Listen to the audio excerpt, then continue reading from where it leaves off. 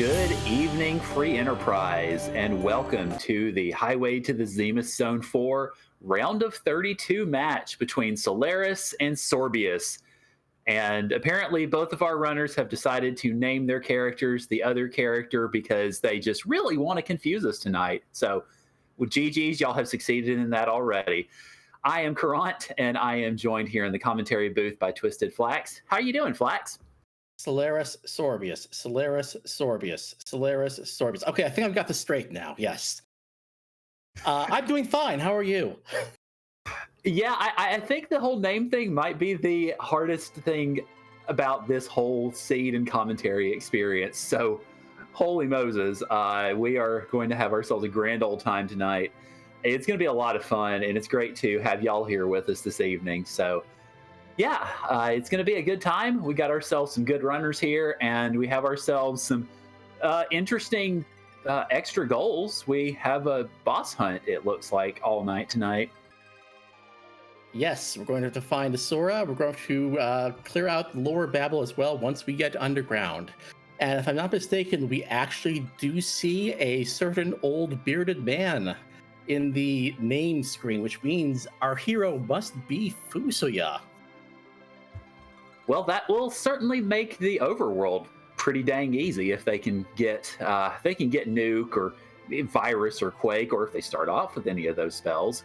Then the overworld is basically going to be their oyster, and so it'll be interesting to see if the runners decide to go after any of the extra boss checks early on in terms of, say, waterfall or mist cave, to try to get some of those extra spells for Fu.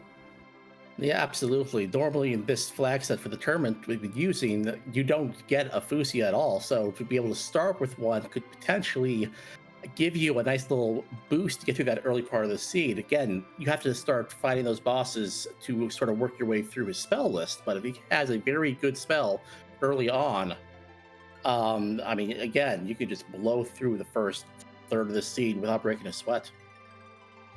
Yeah, and if it ends up being us finding Asura or Wyvern at any of those spots, then we could very well see some objectives lit up really early. That'll be interesting to see how the runners essentially plan out with this Fu start. So it'll be good to see. I'm very much looking forward to it. I know we should be starting pretty much now or very close to it. One of the things I will be looking forward to is seeing how they deal with Fusia's rather interesting agility situation when it comes to the Z fights, since his agility 20 doesn't really translate well to the Z fight. If you can find ways to make it faster or make it slower, that would be ideal. Yeah, that is one thing that I admit I had trouble with when I was trying to qualify for the round of 64, which I didn't. But agility manipulation is definitely key in these flags. If anybody has not been watching the tournament to this point, the person that you see at the beginning of the game is your hero, and this time it is Fu. And Fu is going to be fighting ordeals by himself, and Fu is the agility anchor all game long. So any agility switching or moving equipment is definitely premium in all of this.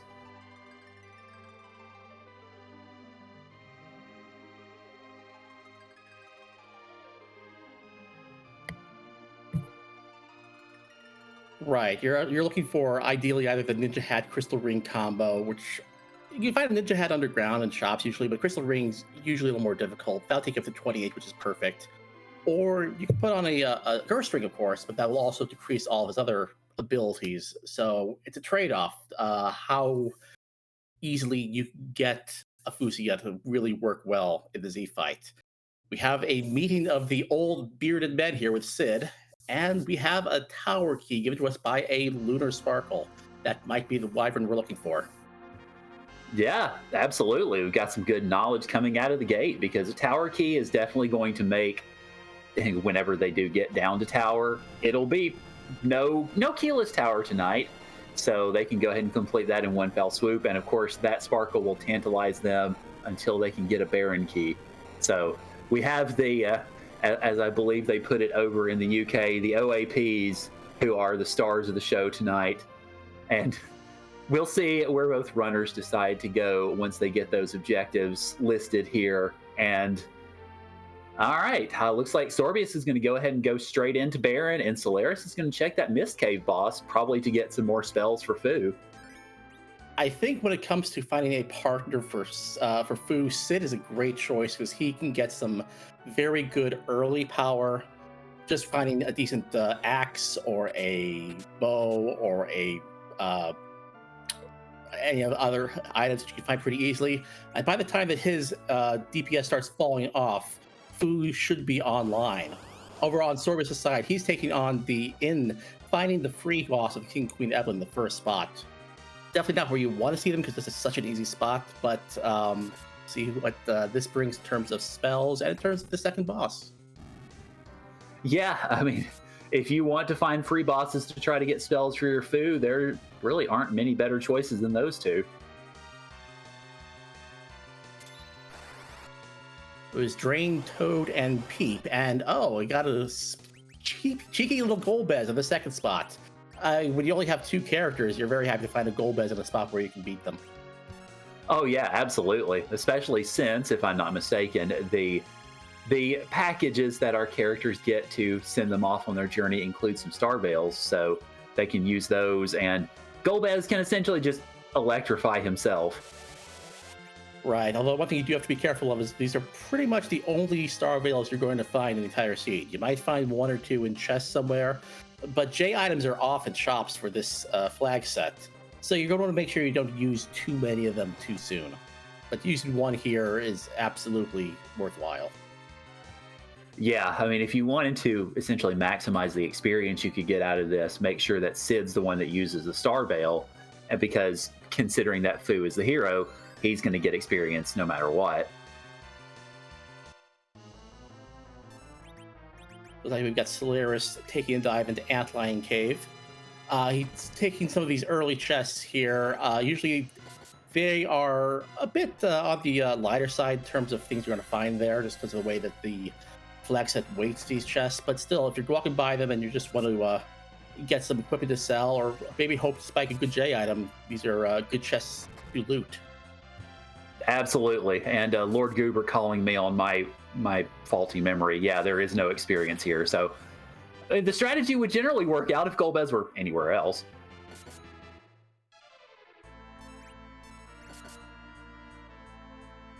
It looks like we've got a Dark Elf hiding out here in Antline. This is going to go down quite quickly. We'll get to the me change after. Looks like it's going to take 3 swings. Not a problem here for such a strong early party. Oh yeah, absolutely. The OAPs are using their very, very heavy old man sticks to smack the dark elf into submission, and it is working very well because Soleras was able to get through that very quickly. In the meantime, Sorbius gets through that Golbez, and let's see, we get a package from Antlion, and we get a spoon from the Baron Inn in addition to a Punch Mage. That early package is a very interesting proposition for our runners, since characters are at a relative premium in this flag set. At least that's what I found when I played it. It might be worthwhile to at least take a peek and see who's there. And then it's a whole other question is, do I want to go through the cutscene? Do I want to go fight that boss in the Kaipo Inn in order to get that character? Right, yeah. Definitely, I would say a peek is worth it. But if it ends up being, well, certainly a duplicate, you don't go for it. But if it ends up being, say, another character that maybe isn't high on the list, such as certain musical characters, then yeah. But certainly a peek is worth it. Looks like Soleras, though, is going to go ahead and go to Mount Hobbs first and see who is at the top of the mountain. Right, he already stuck his head into the waterfall, found Bahamut there. And we've got a nice Dark Knight Cecil here with the Dr. Luggage fight. Yep, so unfortunately, well, yeah, I think there's a little bit too much HP at this spot to be able to go to get these characters down until that hits for 976. Never mind. I was going to say, I don't know if they could skip the dialogue in this one, but maybe so. You've got Sid's hammer getting the bonus to the machine creatures, so the first part of the fight here is going to go down really quickly, and once Dr. Lugue transforms, that will also become vulnerable to the hammer.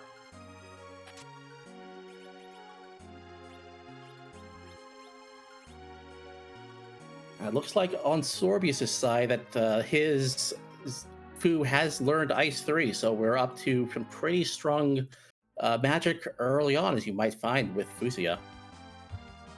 Yeah, that's definitely going to be a benefit as we go through. One thing, interestingly, about all these runners who are in the elite levels of this competition, that menu's so dang fast that I can't hardly see their spells most of the time. So I'm glad you've got better eyes than I do on that. Yeah, have to be quick to find it, to spot it, yeah. It looks like Soleras is going to drop into Fabul, do the defense here. Sorbius is also not going to take on the Bahamut fight, even though it's a free fight. Can give you 3 more spells on Fu. They're deciding just not worth the trouble right now. Yeah, you got other places you can go, especially since we know now that you have a Dark Knight Cecil on the table, and of course Soleras is going to go ahead and check Fabul. So yeah, pretty easy choice to avoid the King of Drag. Speaking of dragons, hi D Mist. Yeah, that's a bonus round right here in Fabul. We got that the Ice 3 is going to come out here. Won't be surprised at all this one shots. 3,500 damage. Yeah, that'll be a one shot. Yeah, that'll do it.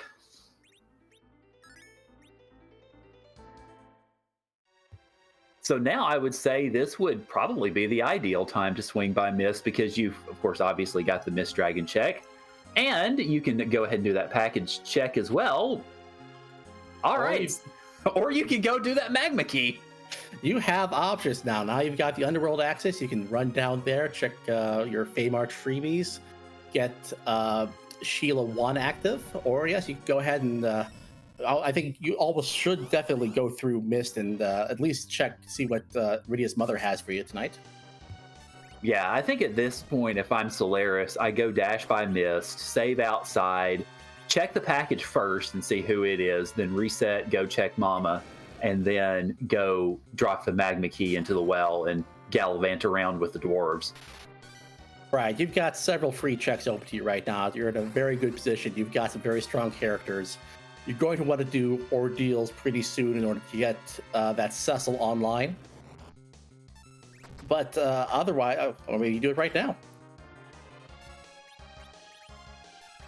Soleras choosing to go ahead and get Dark Knight Cecil underway before going underground or doing anything else. So I would presume that Soleras is not going to forget about the Mist Dragon check, because all of the runners that have made it this far are top-notch runners, and hopefully they don't forget things like that, but it's certainly something to keep in the back of our minds.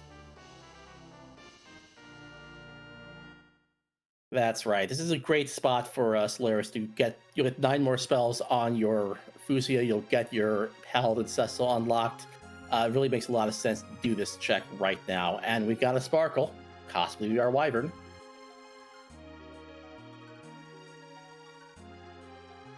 Nope. Rope. That's the Ogo. Oh boy, well, I don't know how much damage Ice 3 will do in this situation, but probably more than a lot of other things. Given the levels here, yeah, 3,400, that'll be quite enough to get through here. It's kind of annoying that you do have, you're down to half health now. You're going to want to maybe stop and heal for a little bit. We got Medio unlocked, if you want to do a little swag rocks. I was going to say we've got rocks on Soleras' side. Oh, wait, that comes later.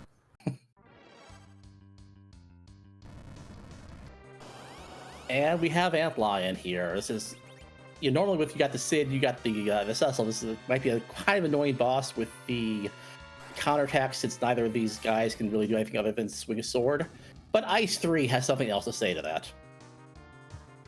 Yeah, that'll really freeze Antlion up. He's so frozen, he just can't do anything. He just has to sit there and shake. And now, again, normally you'd be thinking, okay, I've got to take my hero into the third fight on our deals by themselves. What am I going to do to survive? I think Ice 3 will certainly see you through. And I think Nuke will see you through even better, because that's what we just picked up. Fu has been giving our runners some very nice spells early on. I can't tell you the number of times I played with Fu, and Duke was the last spell I learned. But no, this is lined up quite well for our runners tonight. Oh yes. I expect whatever is here at the mirror fight is just going to get absolutely barbecued. Maybe already handing over its tail in preparation for said defeat.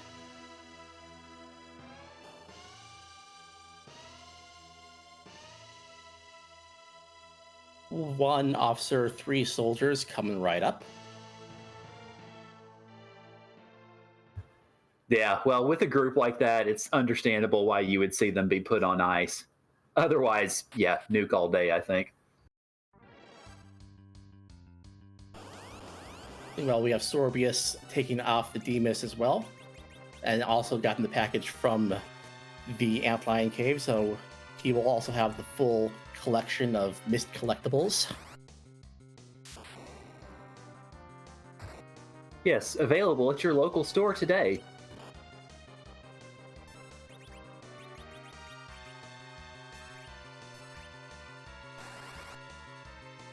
Now again, Soleras has got the full complement of Cecil unlocked. We've got a really strong Fu. We've got Sid there as well, providing some nice HP if nothing else. We've got a Yang waiting for us in the inn. We saw Sorbius get the Yang earlier. We have a pretty nice party set up already. Oh yeah, absolutely. This is the makings of not just a strong overworld party. This is the makings of a strong party, period. So I think our runners are probably both quite happy to see how things have turned out so far. Now, given some of the parties I've seen runners have to deal with in this flash set, I'm sure they are both very relieved to not have to do some sort of weird finagling to get through some of these bosses. Yeah, I haven't been able to watch as many of the free enterprise matches as I would have liked because working 60 hours a week is fun. But the ones that I have been able to see, oh boy, I do not know how some of the runners have managed this. And conversely, it is clear why they have made it to the advanced rounds and I am sitting at home in the audience. Of course, the flip side of this is knowing the fact that if I have a strong party, my opponent also has a strong party. So it comes down to how well you utilize that strong party. Both these runners are excellent. They could utilize such power in great ways. So I'm sure they'll give us a great race between the two of them. Oh yeah, definitely. I mean, this whole community is amazing.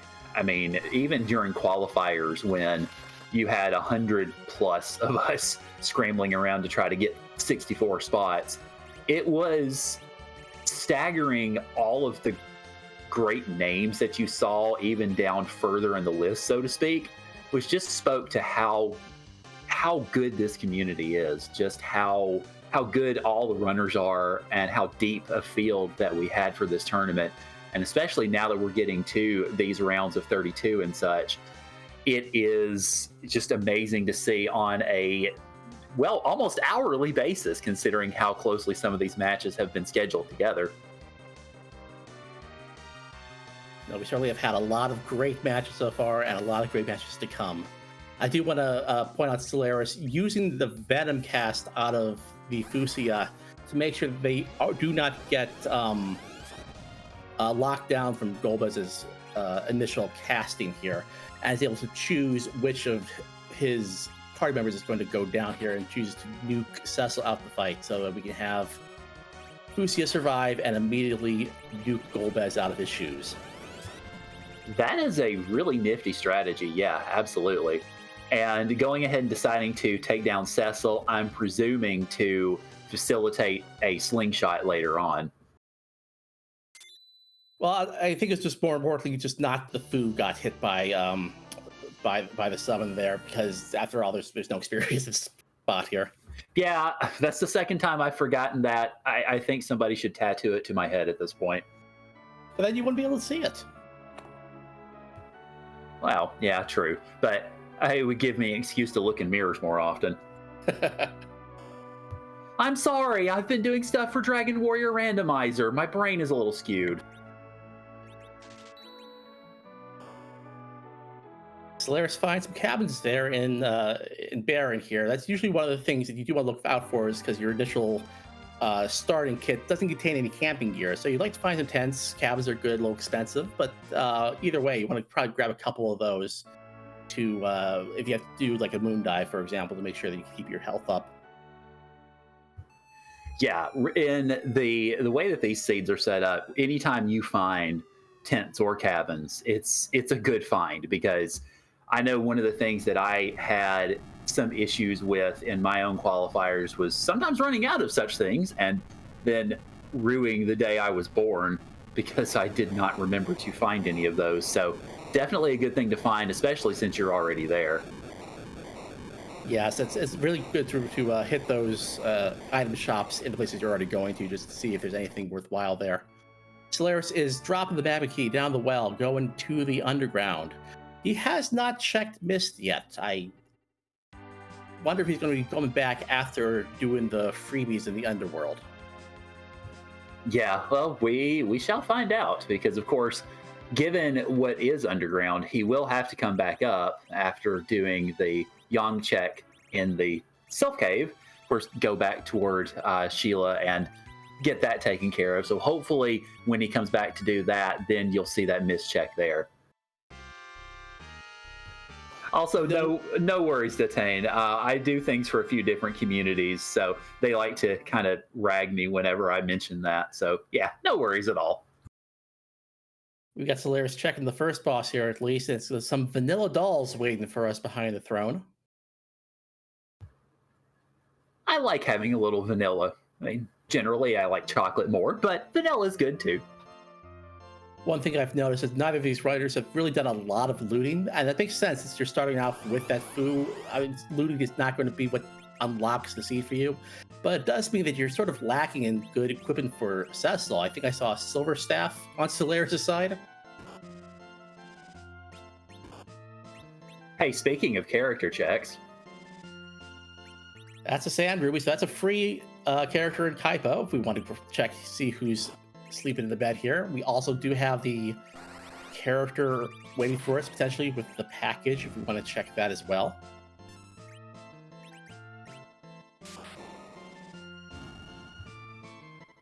And of course, we now have seen two. Well, we haven't seen the contents of the second sparkle, but we've seen 2 sparkles out of 5. It is possible, albeit a very small possibility, that Wyvern could be hiding in that Kaipo Inn. And speaking of vanilla, that's Iridia, and that's Reset that I do not blame. And interesting to see here on Soleras' side, we do have a Tella, normally the MVP for people who want to slingshot characters, because that unlocks the D-Machine grind on the Giant. But I don't think you're really hurting for a weak caster given this party. No, not at all. And in Kaipo is just another Cecil, so no dupes allowed in the party, so that Cecil's going to be taking quite a long nap tonight. So would that be one of those instances? I mean, would you call that, I wouldn't say French vanilla, because of course that's traditionally Rosa in the bed. Would you call that, I don't know, Neapolitan maybe? Sure. Not sure. But Soleras does get through the mom bomb fight, the second fight here, gets through a very early, all things considered, Dwarf Castle check, and going to see what the key item here is.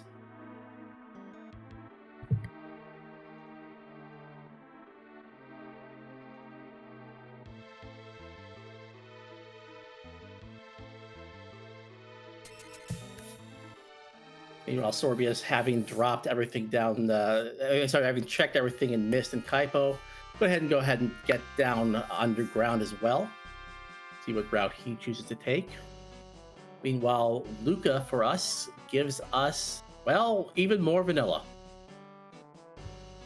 Well, there you are. Apparently we're getting a heaping helping of it tonight.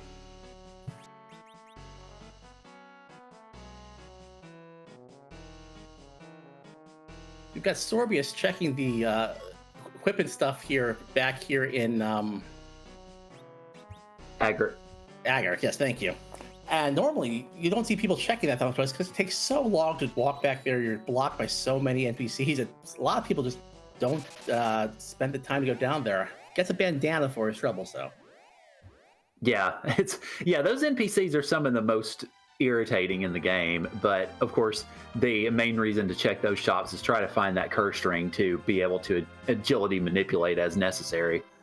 Right. Sorbius getting underground and doing exactly the same thing that Soleras did.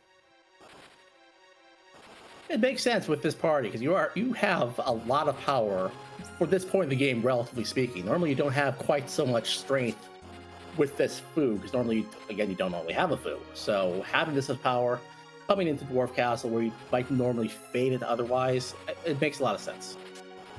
Oh yeah, absolutely. And there's very little on or under the earth that you fear with a party like this, especially since Fu already has the great barbecue itself and can pretty much roll through just about anything that he faces. So yeah, you don't really fear much of anything right now.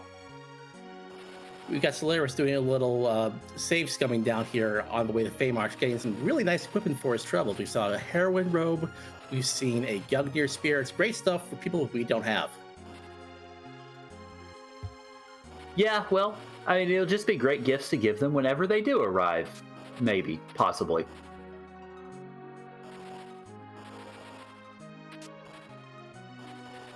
That cat claw is really nice for the Yang.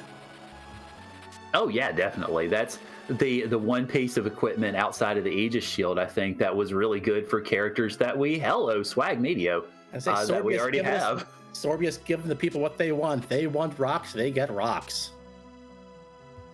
Well, I was going to say, GG Sorbius, you have won our hearts.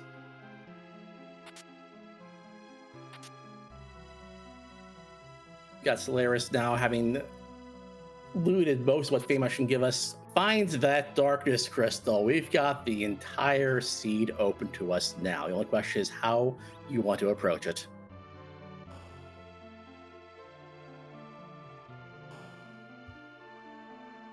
So at least I think how I would go about it is I would go ahead and face check the bosses here to see if old Wivey's hiding around, or Asura for that matter, and then go do Yang, go ahead and, I don't know, actually, that does open a lot of possibilities.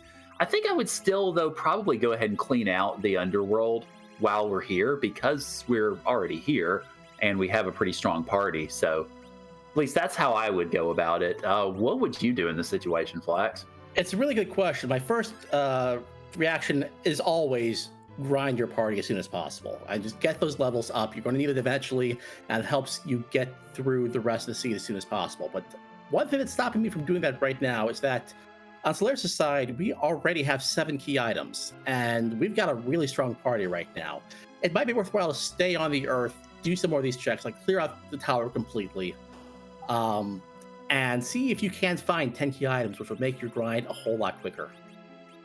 Yeah, especially since we do already have the tower key, so you can just go ahead and do both of those. We, of course, have Luca, so you can go ahead and check that and then do that if it is a key item. Then, of course, you've got Sheila 1, and Soleras, of course, has not checked Mist yet, so we know the Sand Ruby's behind that, so that right there will give him 8. So yeah, I think that is probably the best way to go about it right now. Meanwhile, you see Sorbius getting through that Dwarf Castle check without much of a problem. Will be getting the Luca key for his efforts.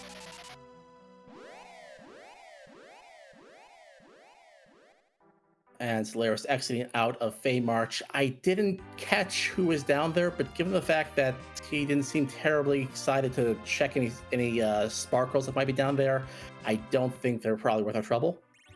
I saw either Ruby or Elements in the Levy spot and CPU at the Asura spot. So yeah, nothing to worry about. Yeah, we can pretty easily skip that.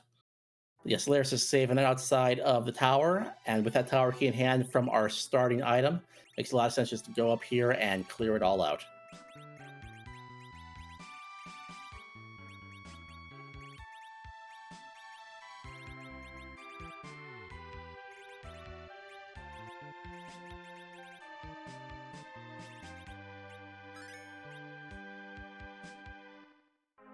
Sorbius on the other hand, leaving Dwarf Castle after doing a bit more shopping. Going to heal up here as well.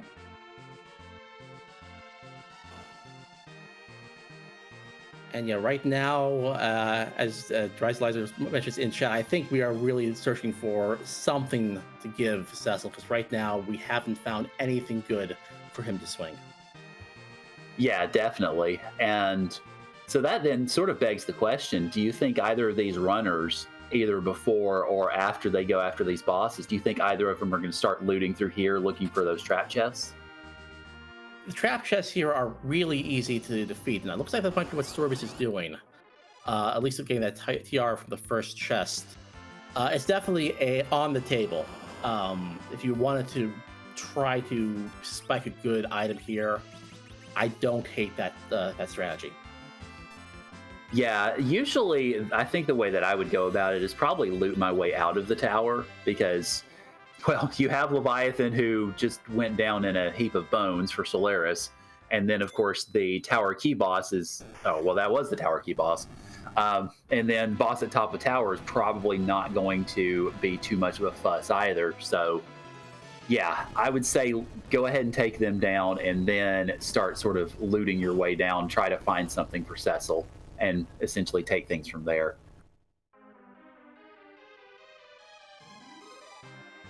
Well, it looks like our runners are going to high-five a bit, as they're both going to be at the top of the tower taking on this boss as pretty soon. Soleras is going to save, and Sorbius is doing a little bit more inventory management.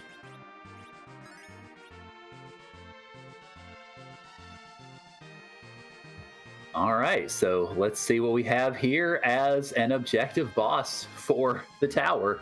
Could it possibly be a double importance? Valvalis is not terribly fun. Yay. Yeah, really. That's well, that's going to be. Oh, actually, it's not going to be that bad. I just checked my cheat sheet for Val, and you can certainly nuke her at this spot when she's spinning, so we'll be fine.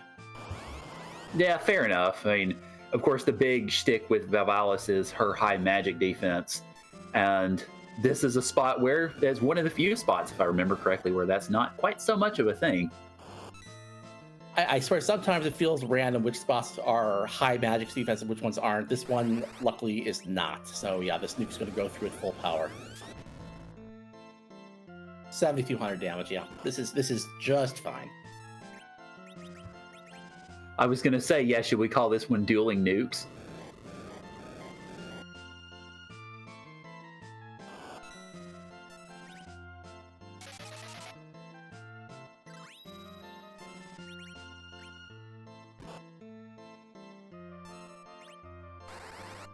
Like at this rate, you're probably going to get 3 nukes out to get through about 19,000 hit points here. So we're in for a little bit of a fight as Val throws out those weaks, but we've got the links. We've got the ability to protect ourselves with covering Cecil. Our runners should be fine getting through this. I will say also, I noticed on Soleras' end, he went ahead and blinked Fu, which I like, because the reason I presume he did that is just in case Fu got weaked, then that blink protection would help prevent, if Val decided to try to punch Fu after a week, then that of course would be that extra protection. Exactly right. And we've got a hook coming out of the top of the tower here. That is, of course, also the 5th objective lit up, so that's the first of 4 necessary objectives that our runners have to complete in order to get that crystal. Yeah, I'm sorry, you keep going. Go ahead. I was just going to say, it seems like such a jet scene with all the power, but when it comes down to it, we're still looking for two bosses. We have neither the Adamant or the Legend Sword, so we still could have a bit of a trek ahead of us. We could indeed, yeah. There's still plenty to do here, of course. Now that Darkness Crystal is sort of burning a hole in Soleras' pocket, because, of course, you've got plenty of possibilities. You, of course, have Bahamut, that is an objective. Then you have the possibility of either or both of the bosses we're looking for. Then, of course, there's that Sparkle that's sitting there snug in the Baron Castle just waiting for us. Soleras has already completed the tower key objective, so we're going to see what the key item coming out of that is. How about a Sork robe? I mean, it's not the worst thing ever, but it's not a key item, sadly. No. And with that in mind, we are going to go ahead, come down here, and get the Sheila 1 check active.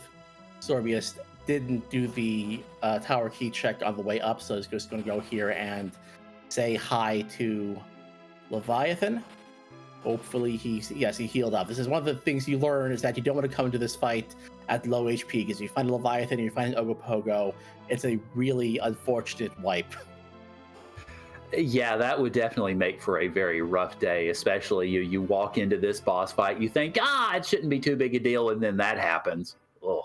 You make the mistake exactly once. Yeah, absolutely. So Soleras choosing to not check the Luca spot. I think I find that interesting. Probably gonna go ahead and turn in the pink tail and maybe dash over and check the boss on that hook route. I find it interesting, though, maybe at least not planning a save at Luca to go back to, just in case the Sheila 1 duds out. I mean, it is kind of a trek, and you do get to see a key item, you do get to see a boss, which both of which are very interested right now, but it is a long walk down there. So I definitely don't mind checking Sheila 1 here and seeing what she gives you first.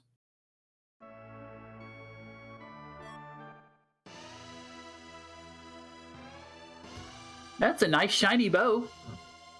Good gear, not a key item, unfortunately.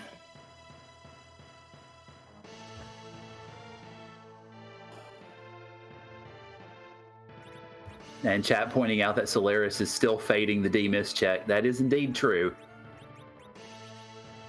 That would bring him up to 9 key items when he gets that sand ruby, so just one away from that double experience unlock.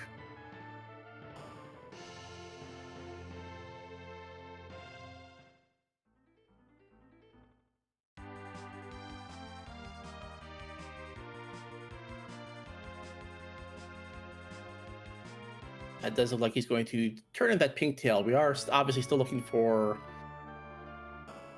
any number of good items that we can get from that pink tail, so we're here to see what we can turn in there.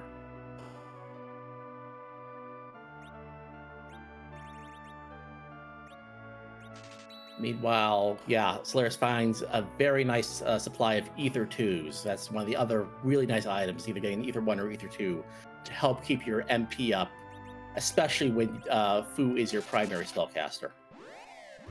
Yeah, definitely. You want to make sure you have that as much as possible. Really, I mean, kind of for any spellcasters, but especially for folks like Fu and Tella who have very limited pools of MP.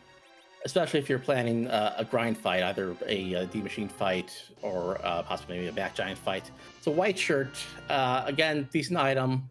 Probably not what our runners were hoping for, though. I'm sure they're hoping for something really nice for Cecil to wield and swing around. And the memes are alive.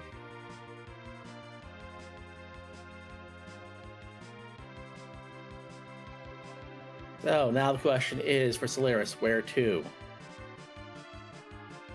Still not to miss, I want to point out, but it looks like we might be getting a Luca check. That is what we're going to be doing.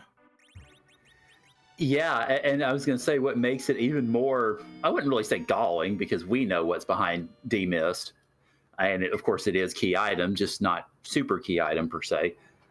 But he was so close to miss and just didn't even, I don't think it even entered his mind to go check that Mist Dragon.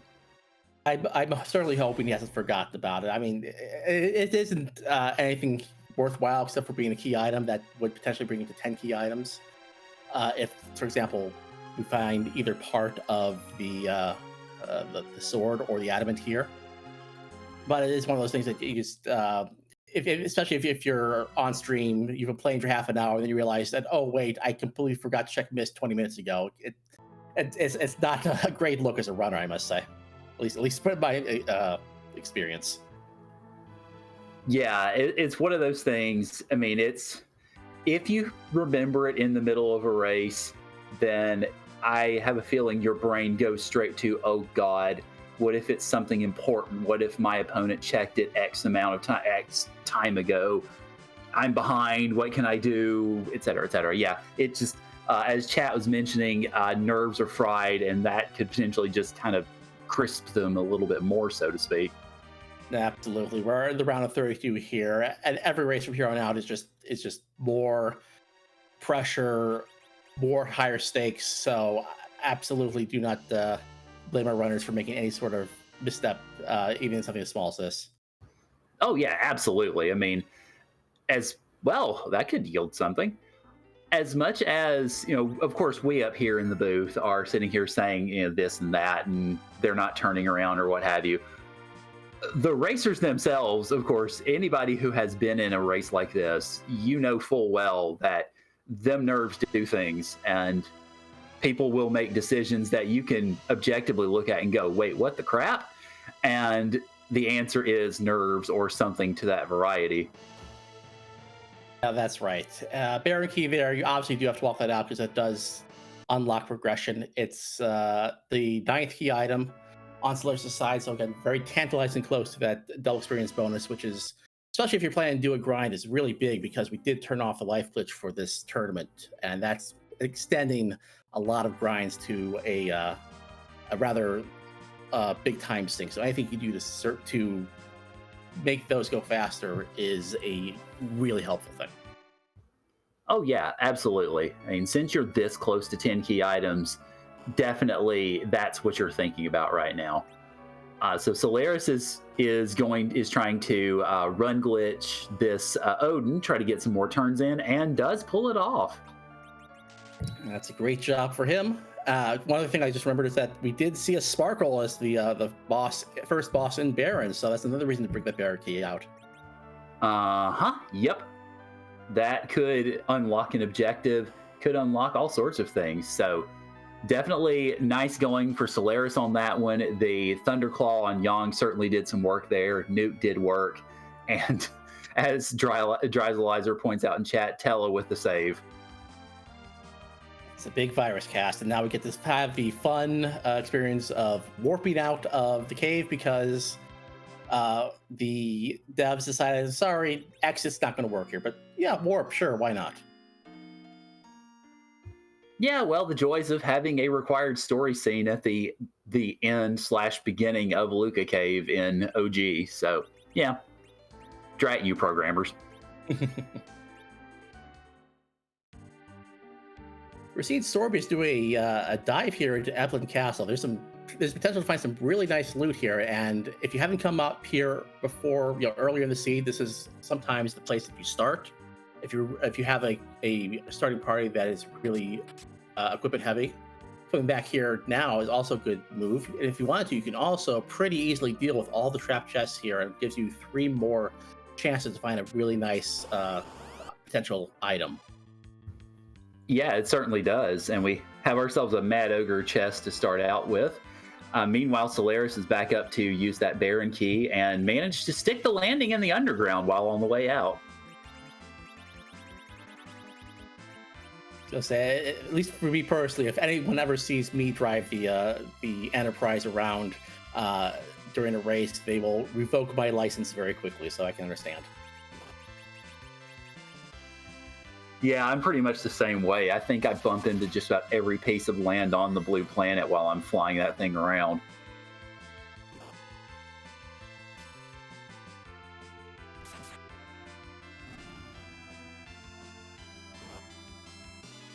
Do you have a Rune Axe, obviously, given how much damage that Cecil is throwing out against these Mad Ogres, which for some reason do count as mages, so they do get that extra damage from the Rune Axe.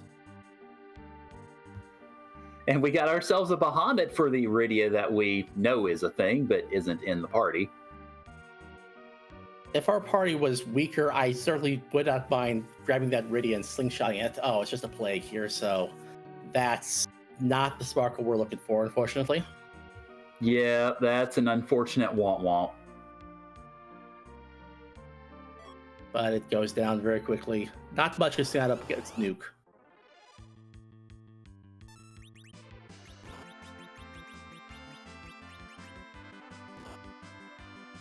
Sorbius has found that second chest, the Black Cats, and as we just learned before this race started, the Lamia, just how it's pronounced, I believe. And we want to shout out our tracker, Lamia Harp, and our restreamer, Bahamut X, working behind the scenes, doing a great job helping to bring this race to you tonight. Definitely. Yeah. I admittedly hearing the pronunciation be Lamia threw me off too. So hey, you learn something new every day, and especially if you're a teacher like me, you very much appreciate it. Hi, Mylon Z. Bye, Mylon Z. Yeah, blink and you miss it fights with this party right now. Yeah, that has pretty much been the seed in a nutshell. Ultimately, blink and you miss X, Y, or Z. Well, we have an edge. I think this provides a very interesting, very quick dilemma, shall we say, for Soleras, saying that, yeah, I really don't need to tell my party since I've already got a foo. Let's get that edge on. Question is, do we want to get some sirens? Because edge is really the only way we can get sirens in this seed. Yeah, it's definitely an appealing thought now, especially since Tella very much got kicked to the curb. Sirens are probably, I would say probably the most expedient way to grind at this point, especially if we do get those 10 key items. Right. It takes time to steal the sirens, obviously, but then it takes time to crack those eggs. But compared to the time it takes to do a grind fight, I think it's absolutely comparable. And it's an earth crystal waiting for us at the bottom of the longest staircase in the world. So we have treasury check if we want it. We have the Tower of Zot if we want it as well.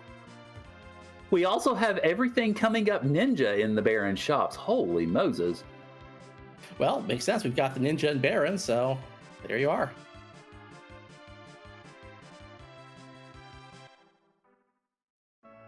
And it looks like Soleras is going straight over here, and let's see if he wants to give us a treasury check.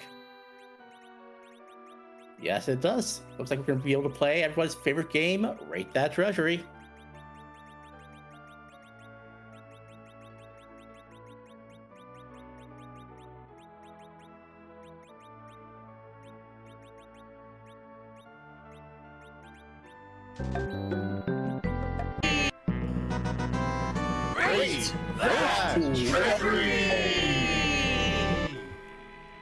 Well, hello,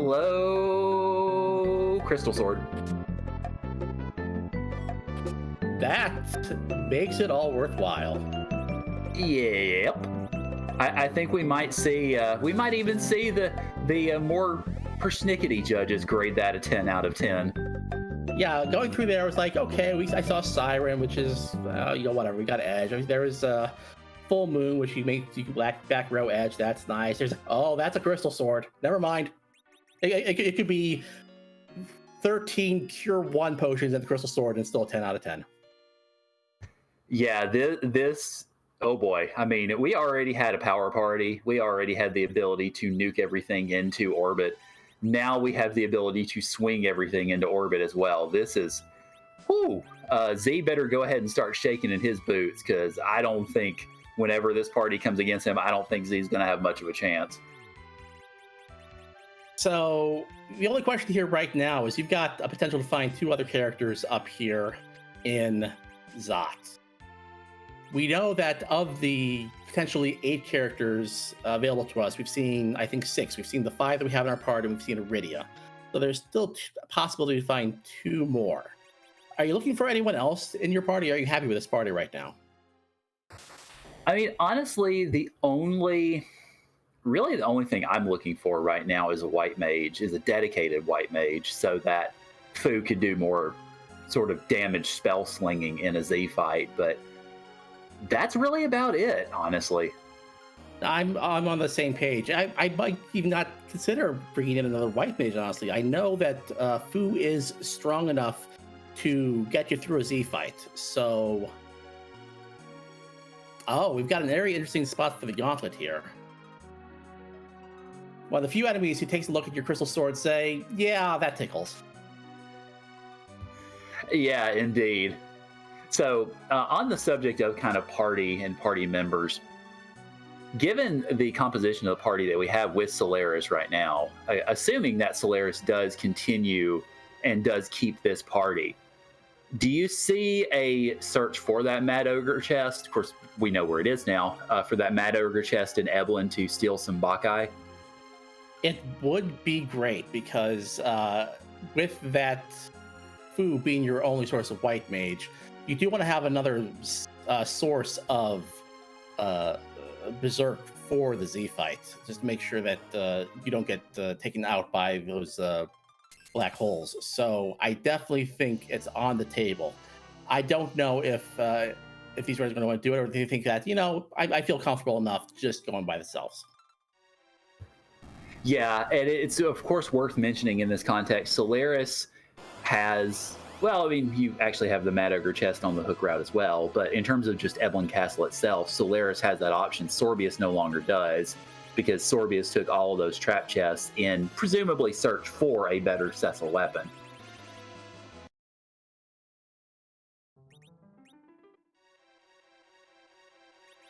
Sorbius saw the Baron Key, then saw the Odin fight, and is going to slow things down a little bit to help get through this fight. Didn't think that he had the agility manipulation as strong as possible. Again, with that Fu being your anchor, you didn't think he had enough damage to get through before Odin would do his absolutely terrible attack that destroys all your party. TM.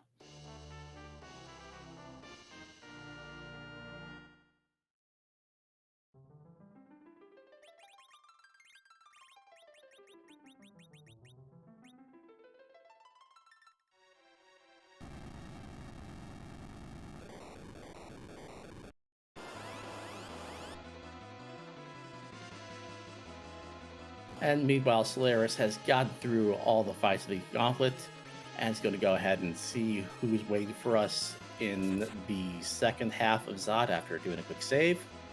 Sorbius, after slowing things down, is going to go ahead and see if we can't get through this Odin.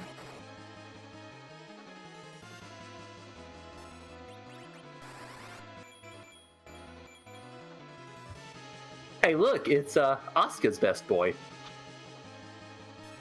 I don't think I'm going to be surprising anyone by saying that I don't think Edward's going to be coming to this party. Sorry.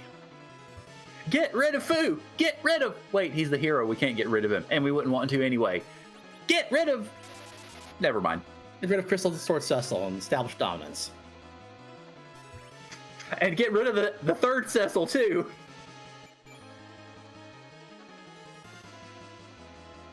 So, yeah, this is probably the last time you're going to be getting party members, except if you want to do a quick check on the moon before doing your grind. So, this is probably going to wind up being the party that Soleras goes with. I don't think he minds it one bit. Yeah, it's definitely understandable. I mean, you've got Wyvern High objective. Well, that's one objective down here. Oh, but that glance, though, wow! Oh, that is a really, really interesting witch burn possibility there. Oh boy, and Crystal Sword Cecil very nearly exterminated his own party, but the nice hit from Edge knocked him out of it. Oh my heavens. Well, now that everyone has gotten over their glancing blows there, we're going to be able to probably burn down this Wyvern before the Mega Nukes come out.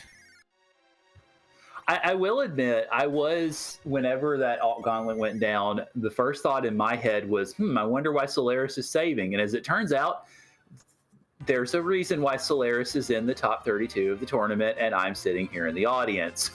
Because he's smarter. This boss spot can be sneaky tough, depends on what's here, because the spot here has a lot of magic power, more than you would expect. So there are some bosses, like, for example, Mega Sisters, if you get here, can really ruin your day.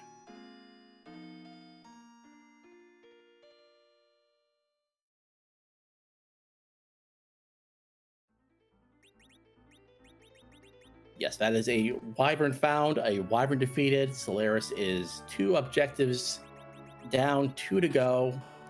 We know we have access to Cave Bahamut whenever we want it, so now it's just a question of either finding the Sora or finding both halves of the sword. And even though that Zeus Gauntlet is not a key item with the Crystal Sword Cecil, you love to see that. We have gone from a Cecil swinging a silver staff, for a surprisingly long time, to basically a best in slot Cecil for most of his equipment. So that you love to see that as a runner. Oh yes, absolutely. Meanwhile, it looks like Soleras has a fire sale going on, probably in pursuit of all that ninja stuff for Edge. Yes, ninja swords are expensive, but they are worth it.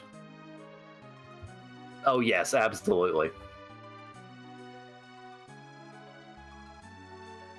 Meanwhile, Sorbius is also going to be going through the barren sewers here, going to probably be following the same chain that Soleras just took us through. And a Sacred Nim mentioning that didn't know that Fu could be in this flag set. Fu can only be in this flag set if he is the hero, and he is indeed the hero tonight.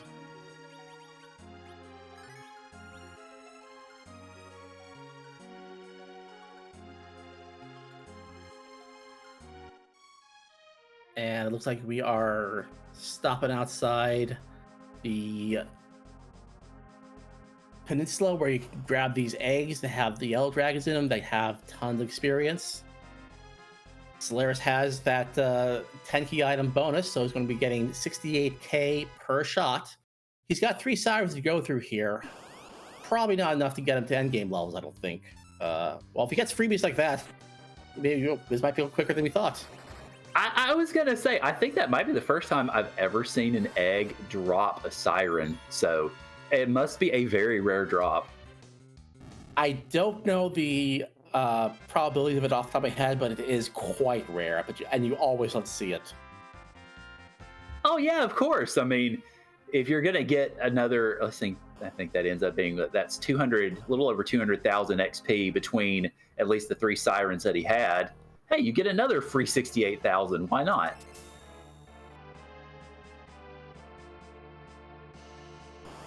I think is also going for silk webs here from the centipede. Oh, that is a very, very novel play. You don't normally drop a siren over here, but it does give you a centipede, which allows you to sneak a silk web, assuming it does succeed, which is a great item to have for the Z fight, especially if you're worried about your agility situation, because I don't think we've got a curse ring yet. And even if we do find a curse ring, I don't think you can afford to throw it on the Fu for the Z fight.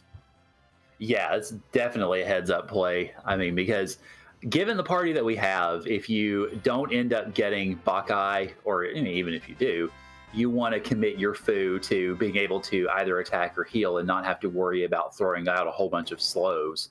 So definitely very much props to Soleras for that one. And as expected, Sorbius blitzes through the Baron checks, gets this edge, also says to Tella, we're at our limit of old men for this party. We'll see you later. Yep, the OAP team has been split up for good. And Soleras is raising that whale, and we'll see where he decides to go. If he decides that his party is strong enough to take on Cave Bahamut, that's another great place to get some experience.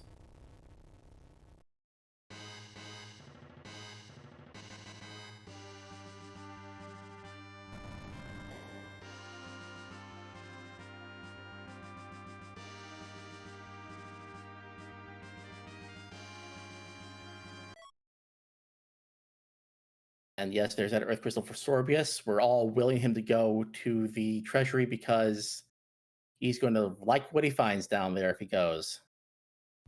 Yes, absolutely. This is definitely a treasury that does not need to be faded, as the sort of the contrasting meme went.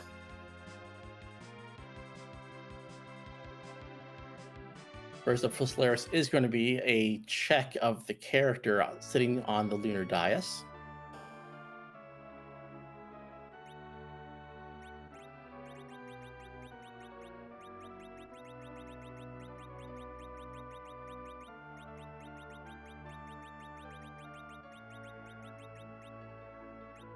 Are you sure you don't want to tell her? Hey, Tella sailed in from Baron. I guess he cashed in all of his frequent flyer miles. Yeah, you normally get an old man sitting on that throne, just usually a different old man. And he is going to take it instead of the Cid. Interesting, huh? Well, I mean, it gives you another source of berserks, gives you another source of cure magic if you're absolutely desperate. Right now, the only thing really Cid is doing for you is being a whole big chunk of HP. So, and you've already got that Yang, so I don't necessarily hate it. Yeah, it's another source of berserk, another source of, well, Cure 4 can certainly be potent if you cast it on a single character, even with Tella. So yeah, it's certainly not the worst move. I certainly didn't expect it, but it's definitely not the worst move. Is that a Pain Man I see in the required Cave Bahamut? I do believe so. Well, if you can get a heal off on that on your Yang, then I think you're going to be in good position. All about the timing. This one will hit for about 1,200 a pop. So if you can keep your Yang up with a Cure 3, that should be enough to see 2 waves through here. Yeah, he's going to be fine here. Yeah, it's going to be close, but definitely done. And gets a life off onto Cecil, gets some extra experience. Well, nice heads up play.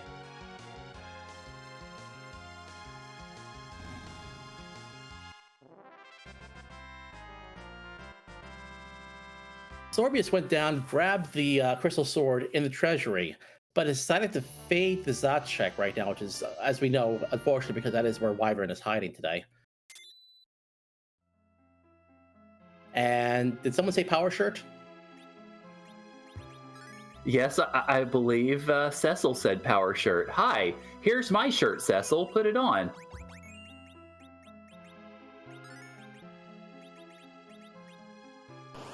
Looks like Sorbius is going to give us a hook route check. We've already seen the first boss on the hook route was I think it's going to have to be Mylon at this point, so we know that's not going to be the Asura we're looking for, but it is a character check as well.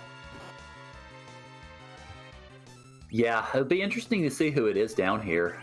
Meanwhile, it looks like Soleras is going to go ahead and introduce some behemoths to all of the pain that his party has in store.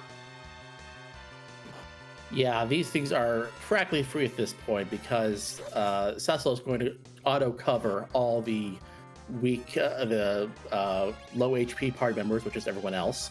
And as you see, it's only doing a few hundred points of damage at this point. So this is going down quickly. You're going to get 120,000 experience, more or less. You're going to be just fine. So I know you have that behemoth at the little strip of land before you get down to this level. Where precisely are, because I believe there are 3 behemoths here, correct? Yes, that's correct. So are they, I guess, at both ends of this strip of land in the bottom of this floor? There's one there, there's one on this floor, there's another one, I believe, on the floor above. Okay, because, yeah, I knew where one of those behemoths were, but I wasn't sure where all 3 of them are located. Well, it looks like one was enough for Soleras, coming back to the whale to heal. And now it's just a matter of either finding Asura or finding both parts of the Legend Sword. So I think probably is going to do a moon dive and see what that brings us. Yeah, I think, at least if I were in Soleras' shoes, I would be face-checking bosses right now because one Asura is presumably quicker than 2 pieces of Legend of the Forge. So face-check bosses. If you find Asura, go for it. If not, go for the Ribbon Room. Start going for key items and trying to find those pieces of Legend. Yeah, I do believe that makes a lot of sense to me. Sorbius also sees the Tella on the moon, but instead it says, no, thanks. I'm good with my party the way it is. And chat mentioning, which means Asura is guarding both pieces. Oh, naturally, of course. That's the way it always works. The Soleras is going to take a look at the Murasame altar here.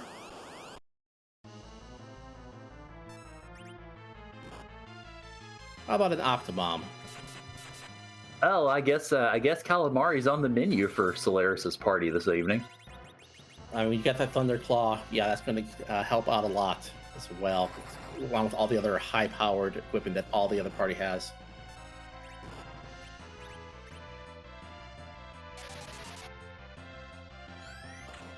You know, at this point, this boss does not pose a threat to you, so go ahead, kill it, get the experience, see what the key item is behind it. That makes it's a lot quicker than probably just resetting now, face checking all the bosses below, and if none of those have a Sora, they're coming back up here. So I think this is a good move. Yeah, and definitely the experience, of course, will come in handy as well. So, yeah, especially with the power that we have at this party, I think it'll work out pretty well. Sorbius is up here on the moon as well, going to be taking on Cave Bahamut. Now, he's in a slightly different position because he hasn't found the Wyvern yet, so he's going to be more incentivized to face check bosses than Soleras will be. So it'll be interesting to see how he approaches the moon dive, should he decide to do it after doing Cave Bahamut. Well, it's not a piece of forge, but you like it. That definitely gives you all the impetus you need, really, to just clean out this moon. You've got a lot of power. You never want to have to come back down here again. So let's go ahead, clean it all out, and see where that takes you.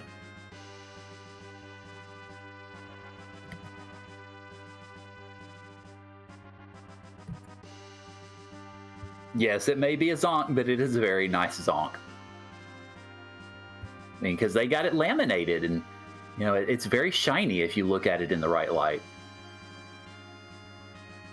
Sorbius is also taking behemoth fights here on Cave Bahamut. Given the fact that his party doesn't have quite the HP levels that Soleras did at this point, it makes that Pain Man fight a little more of a dicey proposition. So I think this is a really good time to stop and get some levels, especially on that Yang, which will really help his HP levels and make that Dark Knight fight a lot easier.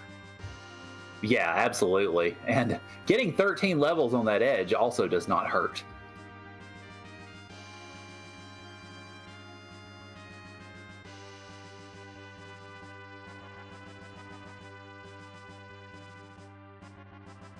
All right, so chat has predicted that we may very well see an Asura in the Ribbon Room guarding both pieces of the forge. Will this witchy prophecy come to pass? Find out in a moment.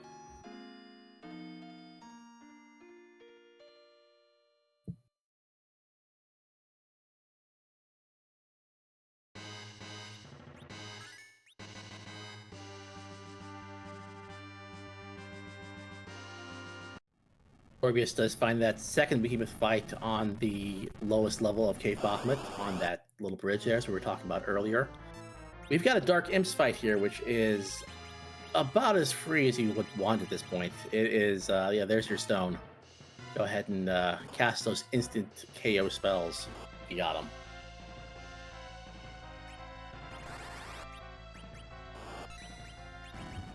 Yeah, accuracy was no problem whatsoever for Fu at that spot. So another altar down, another level gained for Sorbs and Sorbs and Sorbs, and a rat tail, which could potentially become something interesting.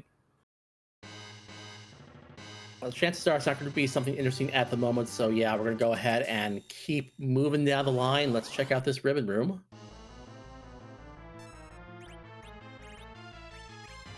Well, we now know that it is Ruby occupying the throne of the Fey March today because, well, of course, we have elements here. I think, yeah, Soleras is going to throw out a wall on this fight because I think he's going to want to reflect all the damage off of that wall from his Fu, because if you do reflected damage to the first spot of elements to whether he's in this Mylon form, then he'll never run the script that will change his form. So he'll just stay in this form. Well, all he'll do is just do melee attacks. He'll have his fire weakness, so we can do those quad 9s with that fire 3. And this fight will be over very quickly.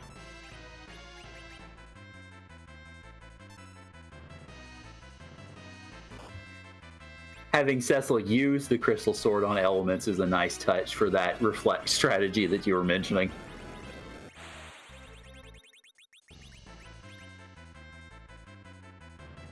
Sorbius goes through all 3 scripted behemoth fights here in the cave, runs out and saves just in case anything goes wrong with the Pain Man fight, but given the kind of HP level he has right now, I think he'll be very, very comfortable in this fight. Yeah, it was looking like from those levels that he got his party up into the mid 40s. So, yeah, I think should be in pretty good shape for it. Although, unfortunately, that wall fell off of Cecil and Cecil got burned to death. So, that's an unfortunate bit of timing on that part. Yeah, that is kind of the unfortunate problem with the walls, especially if you don't have great agility manipulation where everyone's on agility RA1, is that the wall does fall out pretty quickly. So he's got everyone back up. He's got another wall lined up. So we'll just continue doing the strategy as is before.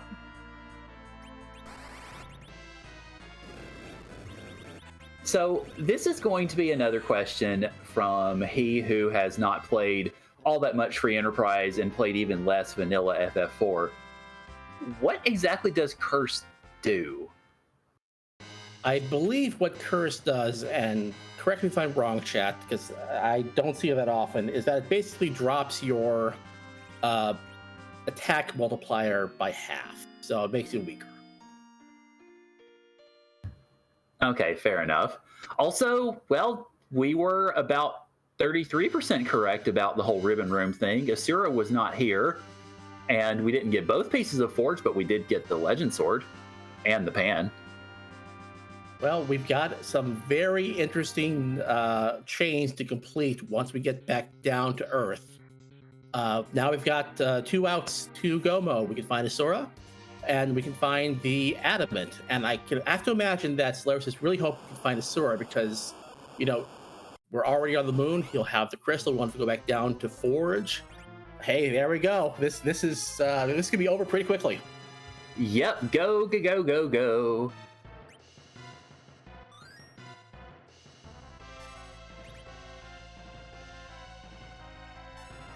So now it is just a question of how you want to take on Asura. And looks like we're also going to be doing some reflect strats here, I believe. Because that way Asura will not get off her counterattacks when you do damage, if you do reflected damage. So we're going to throw up a wall on Asura herself so that she doesn't heal herself. And I think we're going to be seeing some more nukes come out.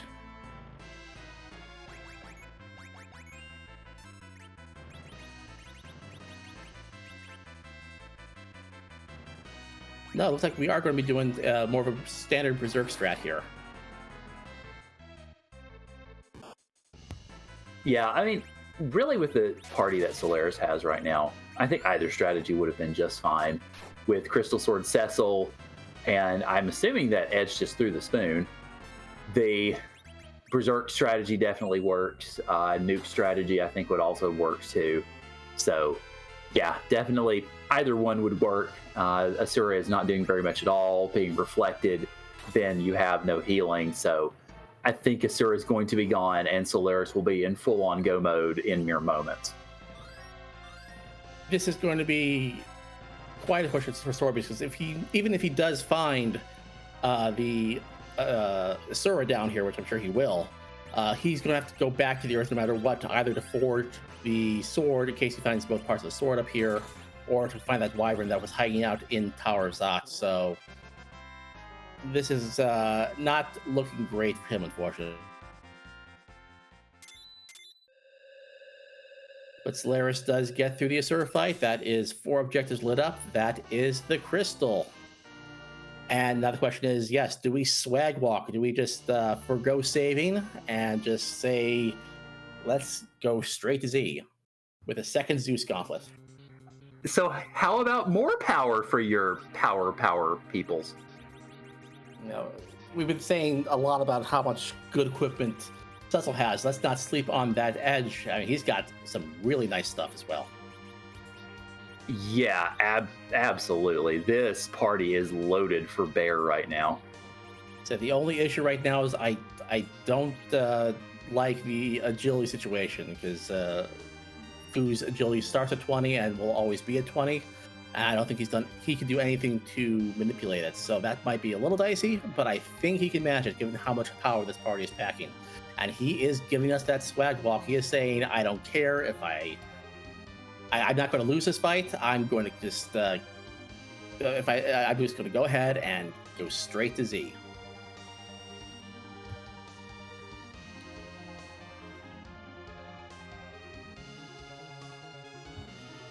All right, so as we get ready for Soleras to take on the Z fight, Z is a load-bearing boss. We can't move him around. He's too big, he's too heavy, he's too powerful. He will wreck everything. So instead, we change his face. And there are, I believe the number is 540-ish faces that Z can wear in going into this fight. So, Flax, would you like to ask the question this evening? It is my pleasure. Whose butt are we going to kick tonight? And I will add my own iteration because I've been waiting for months to say this. Whose rear are we searing tonight, y'all?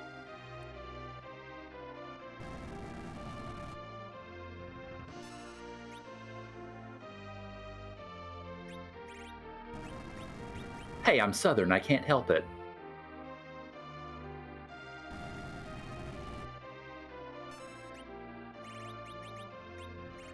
Out comes the crystal.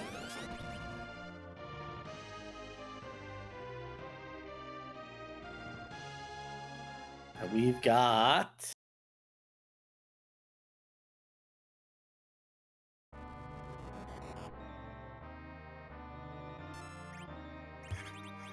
Speaking of load-bearing bosses, we have a table-flipping boss. Flippomus. I like it.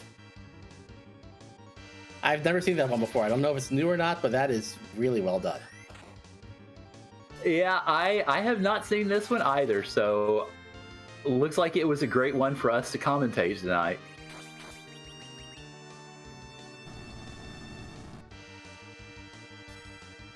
Yeah, we've got our Cecil swinging for 6,000 a hit. Here comes the Silk Web, which will help keep this fight manageable. Out comes the counter nuke. It's going to counter nuke Yang. Yang's going to take that no problem. We got Edge swinging for 4K as well. We're going to get Yang berserked, hopefully.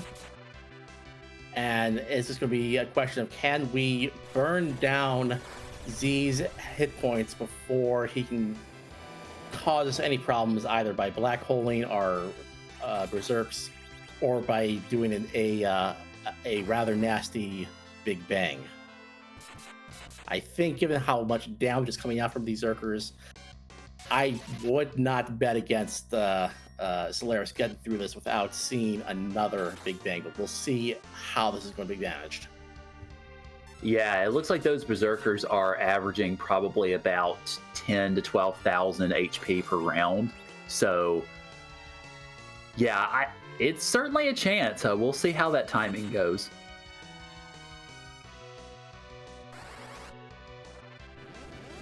And we're getting some reflect nukes in as well from our hero Fu. So it'll be adding another 6k damage there. Meanwhile, Sorbius is about to get the news that Asura is hiding out down here.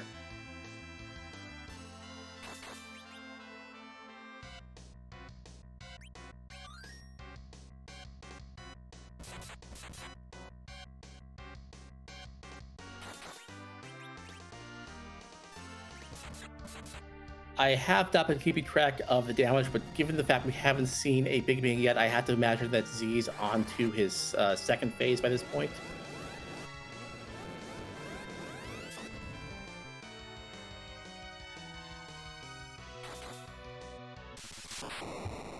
Yeah, those 7500s from Cecil are doing the trick because it looks like it is GG for Soleras.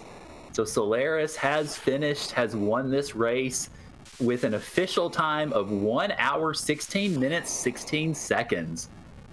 So GG Soleras, and we'll see if Soleras will join us in here for an interview. Absolutely, GG's, and such power overwhelming from that party. You'll love to see it.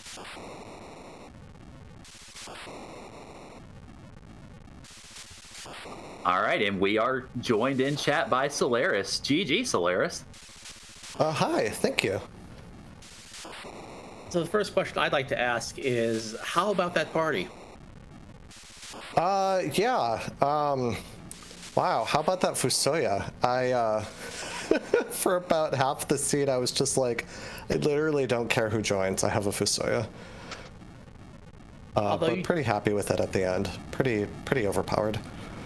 Yeah, absolutely. You made an interesting choice from our vantage point by choosing to take the Tella pretty late in the seed. Can you talk us through your thought process about that? I already have an HP sponge in Yang, and he's just another source of Zerk. And I didn't bother to steal Bacchus. So Tella's one function was to cast Berserk and then die at Zemus. I figured that was just going to do more for me than Sid with the Rune Axe. So the one question I will say that chat was very, very consumed over during your run.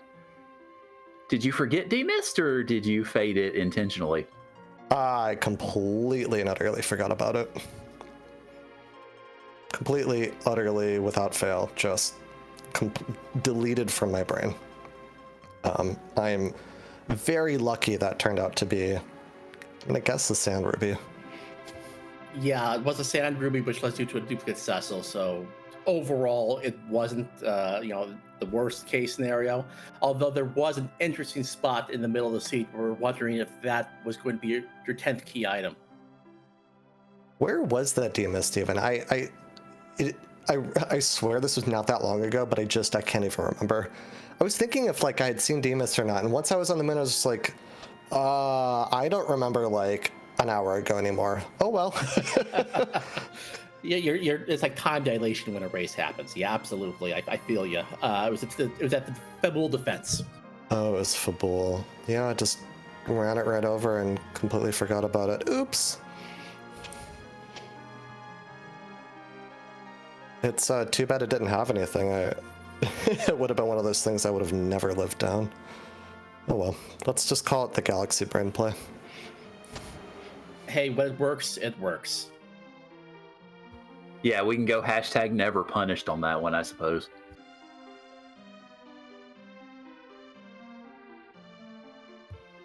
All right, so as you have won the first race in, of course, this series of 3. So how do you feel, I mean, outside, of course, of the conversation we just had about Demist, how do you feel that you did in terms of your routing, your decisions, your performance as regards this seed? I'm really happy with how I performed. I was shaking after this done because I think, especially for me, I performed even, I think, better than I expected, and I think I could perform pretty well now. I'm very, very happy with that run. Besides maybe elements, I probably just should have zerked against it, but whatever. My mindset with Fusoya Hero was and will always be just run everything over. You get a lunar staff, bonk everything down until you get a good spell, and then run everything over with that. So my mindset was to just do all the checks, especially since we didn't really have very many objectives. I did Dwarf Castle right away because it was kind of along my routing, and that was just my mindset in general. The only thing I was concerned about was obviously that chain that led all the way through Zot was a little concerning because that could lead to nothing. And then my choice to kill things on the moon instead of just face check. I didn't trust that Ashura was going to be on the moon, so that was another point of concern, but I mean, it's an intentional choice that I made, and I'm pretty happy with it, even if it wouldn't have played out well. I think it was absolutely a case of very good routing and very good execution, and that led you to a win tonight. So congratulations and GG's once again. Thank you so much, and thank you for putting on this restream as always. It's super appreciated. Oh, absolutely. We are definitely glad that y'all came on and entertained us with your racing heroics here.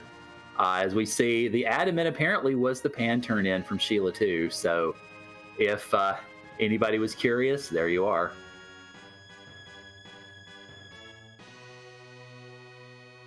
Oh wow, I was thinking I might, if Ashura wasn't at the crystal, at the Ogre spot, I was pretty ready to bail and check both those things. Huh, interesting.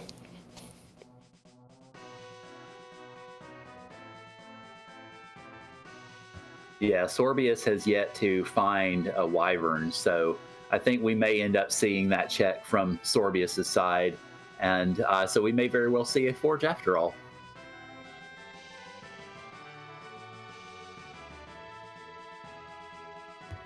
So given that this is match 1 out of 3, do y'all have any time that you are thinking about for race 2? Have y'all already gotten it scheduled, or are you guys still working that out?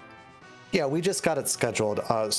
We didn't know, we couldn't schedule until today, the second race. So that is scheduled for tomorrow, same time, 10 p.m. Will not be restreamed. We scheduled it after the restream teams were picked. So tomorrow, 10 p.m.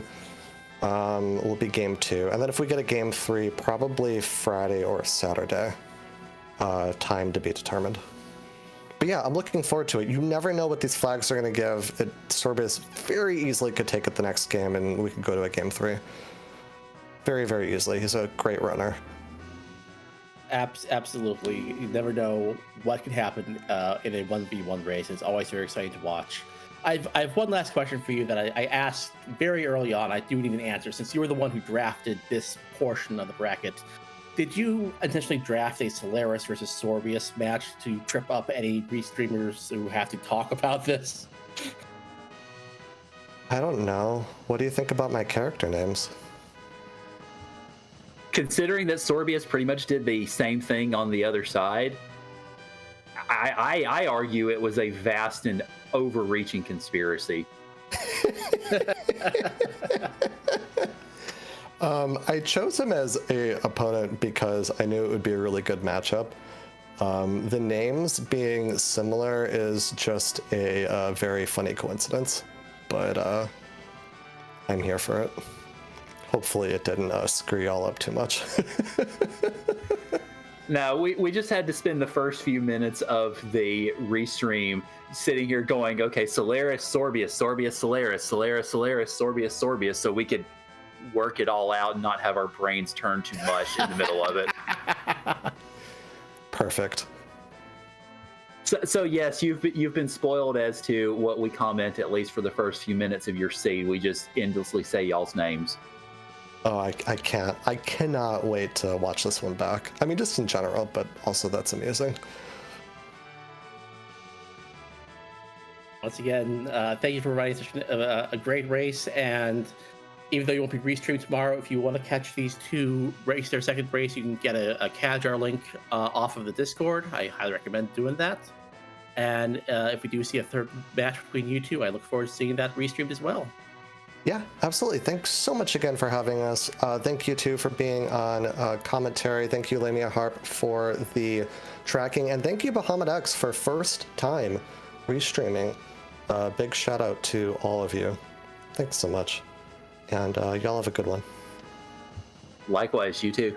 You too. GG's again. Sorbius has come back down from the moon, meanwhile, and is traveling up Zoct, which is an interesting play because he's foregoing the freebie pan check. We know that whichever way he chose, he would have found a fourth objective, so he'll be happy to find Wyvern at the end of this unfortunately long gauntlet fight.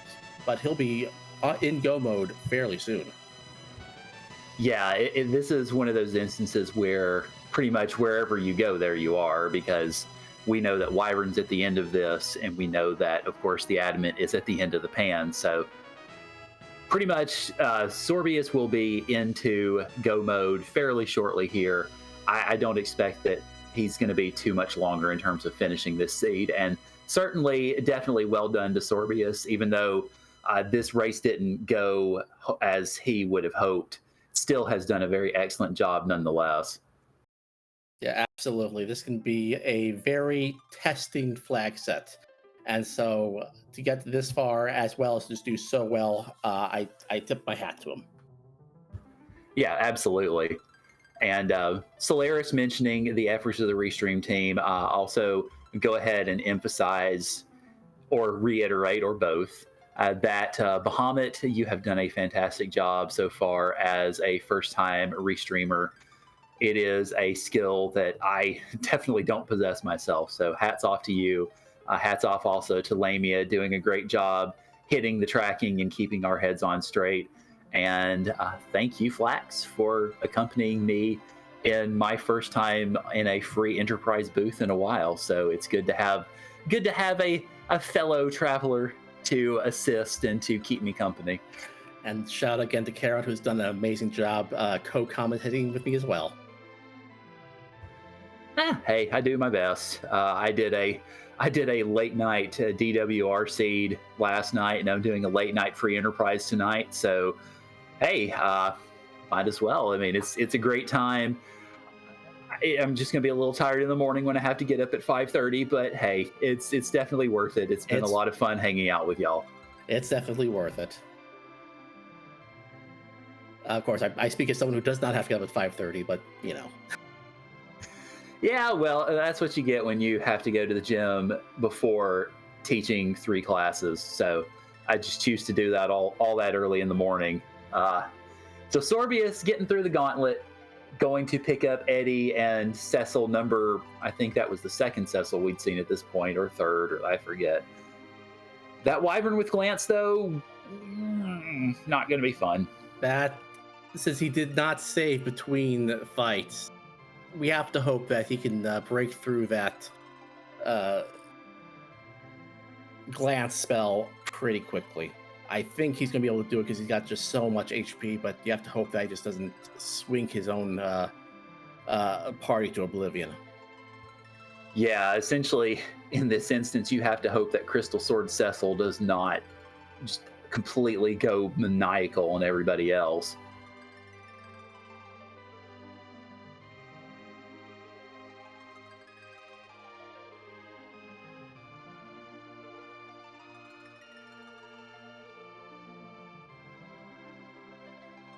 Oh, and Cecil dodged it. Oh my goodness. And 2 shots Wyvern, and everyone else can still be facing the wrong way. That's fine. We got a Crystal Sword Cecil. We can get through this.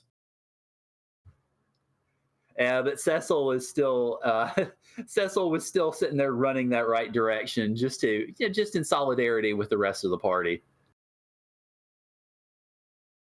And that's Wyvern down. That's 4 objectives down. That is a crystal in Sorbius' pocket.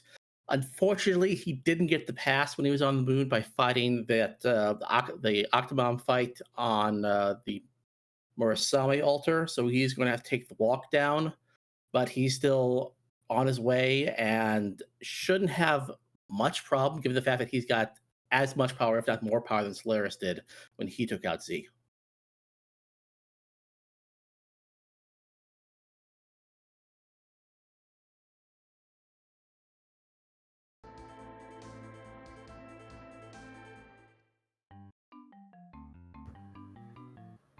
And it looks like Sorbius is going to go ahead and consult the swag Black Chocobo to get back over to, I presume, to Troya. I'm going to go ahead and do a nice long route around the mountains here.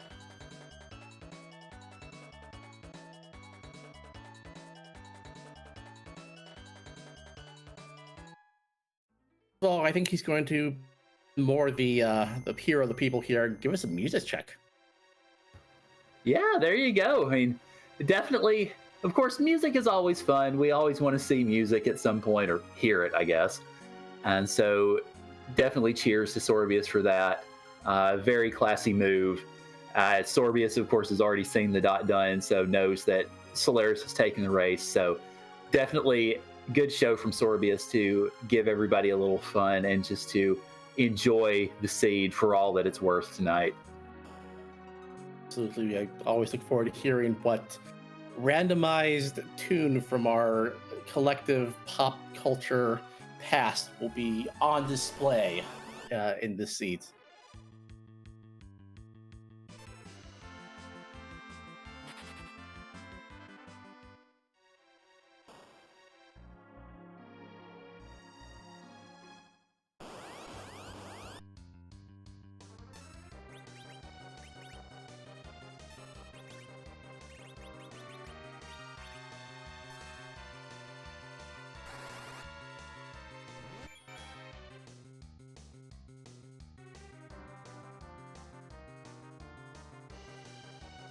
He's going to try to take out his party before the me attack you happens, but unfortunately can't do it. So we're going to have to go through a little bit of fighting here before the cutscene starts and we get our music.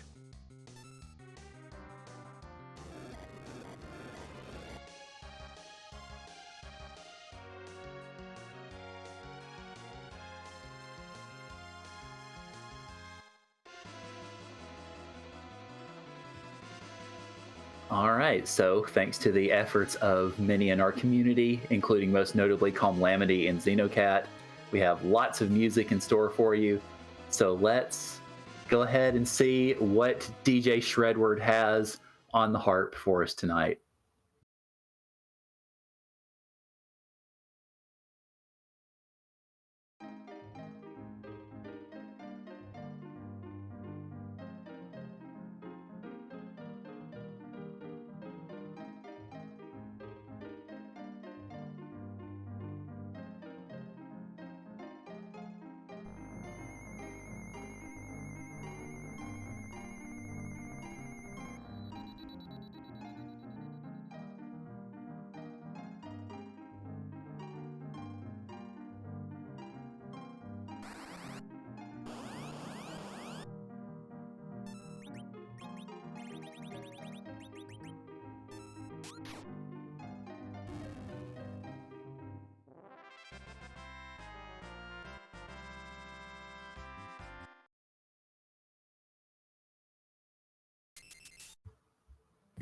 And Edge proceeds to dart the spoon at Evil Wall and end the Final Fantasy Mystic Quest music for us tonight. So great music, definitely.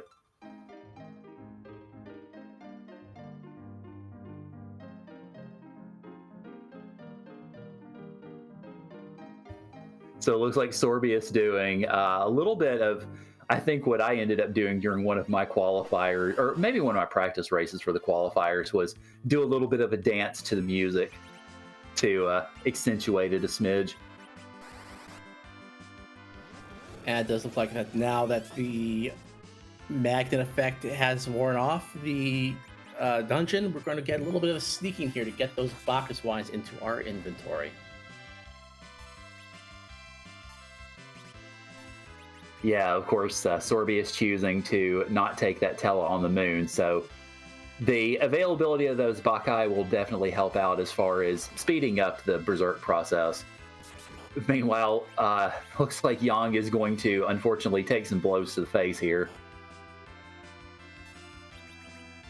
Yeah, unfortunately, he's got so much hit points. It's probably just quicker just to parry the rest of the attackers instead of trying to bring them down to 0 hit points.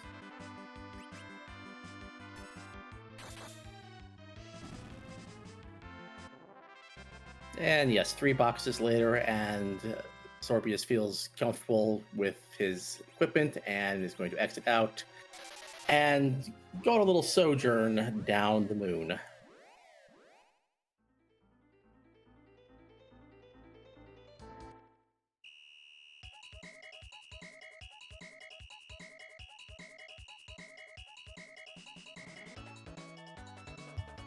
I know I've heard people mention this in commentary before, but I will echo it. I always find it interesting that when you fly the Black Chocobo to to Cave Magnus, the Chocobo can't fly over any mountains. But when he flies himself back, oh no, he's going to the stratosphere.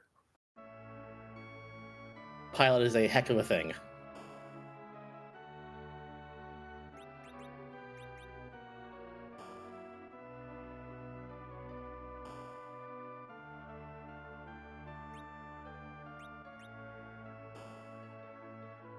Looks like we're gonna do a little quick shopping first.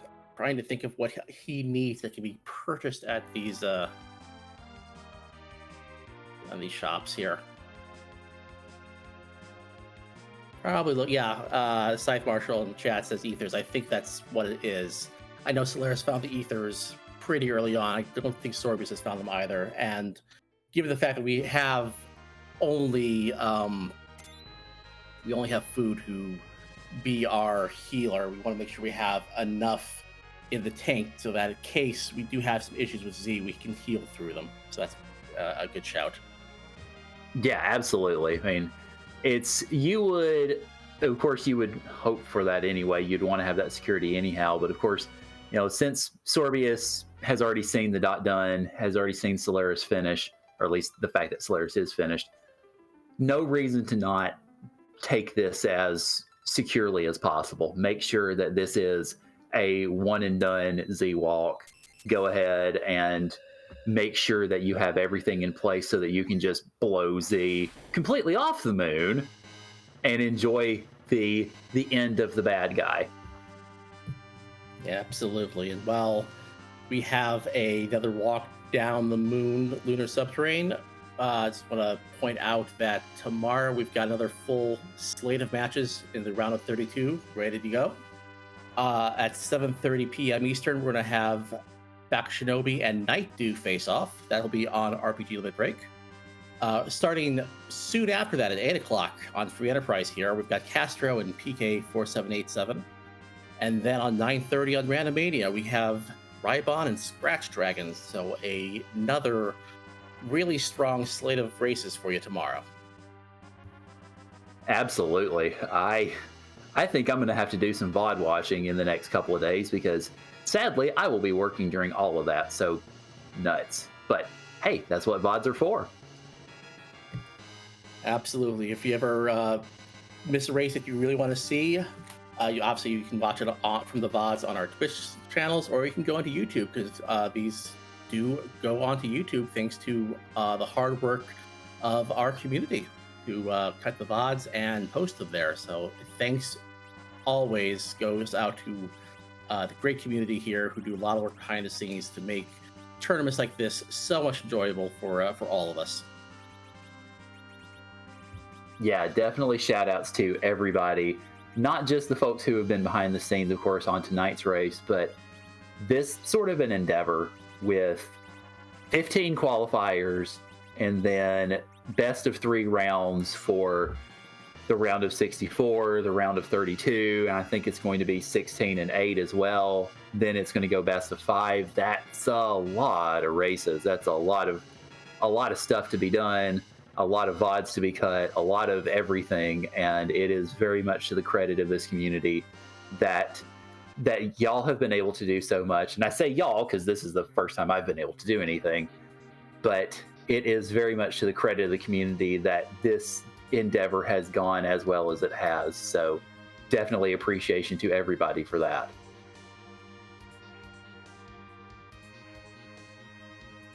And if you have not yet joined our Discord, we get a link in the chat for that. If you want to play Randomizer, if you don't necessarily want to race, but you just want to learn how to play it or play it better, absolutely come join our community. We have a lot of discussions all the time about strategy and general gameplay, and we're just a whole bunch of fun people, I think. So please, yes, join up if you haven't already. I highly recommend it.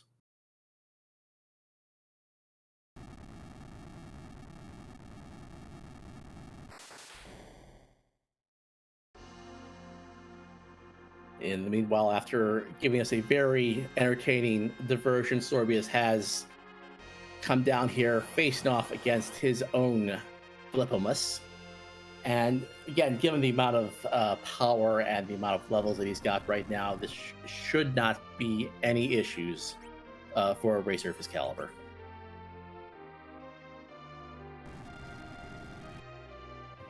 Yeah, and maybe the only thing that would give a little bit of pause is that agility, but with a super berserker party, 4 berserkers and a foo to heal, yeah, I don't see there being much of an issue here.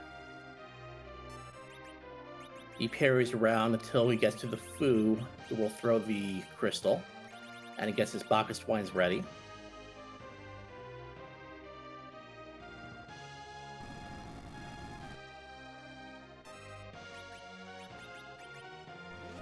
He'll open with Edge and Cecil Berserk, which makes a lot of sense. You want to keep that Sid and that Yang probably on chemist duty, throwing out anything that will help nerf the big bangs, as well as to heal the party up. Get your Cure 3s out, for example.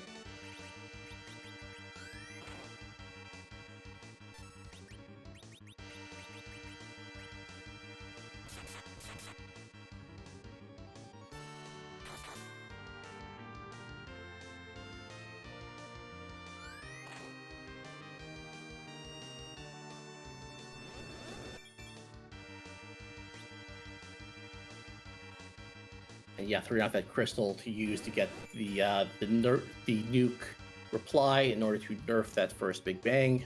Cecil takes it 1600, about half damage. That's not going to be that bad. You can heal right through that.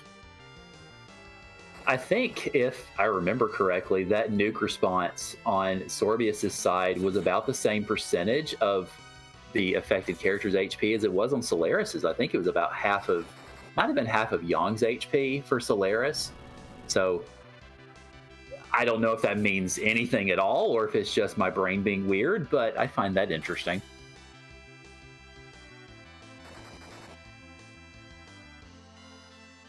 Going with a 3 Berserker strat, going to keep the Sid unberserked so he can help heal here. And given that we have, that the Crystal Sword Cecil and the Edge here with the Ninja Swords, and we've got the Yang throwing out good punches, I think we might see a very similar fight to Soleras, where that first big bang is the only big bang we see the entire fight. It's going to come down to the only difference here being that Sorbius did not have the Silk Web to throw out, which slowed down Z's speed. So we'll see if that causes a change. But given the amount of damage he's throwing out, again, I don't see much of an issue here. Yeah, I don't think this will be all that big of a deal. It might be, you might see a second Big Bang, but even if you do, and even if it's not nerfed, the only character that might fall to it is Fu. And with good equipment, I don't even think that'll happen. So it may just be essentially these Berserkers going Berserk, and if Sid needs to toss out a Cure 3 or if Fu needs to heal, then so be it. But I don't think you'll see much really beyond that. Yeah, looking at the damage coming out, we haven't seen a shake from Z yet. There's a shake right there. You were saying? Commentator's curse, I'm sorry, but I think he's going to have enough damage output to zoom through the first phase, get to the health refill, get to the second phase. Or maybe even get right to the third phase, because here comes the Meteor Rocks. All right, so rocks fall, 2 dodges, and it won't be long at all before Flippamus gets flipped off of the screen.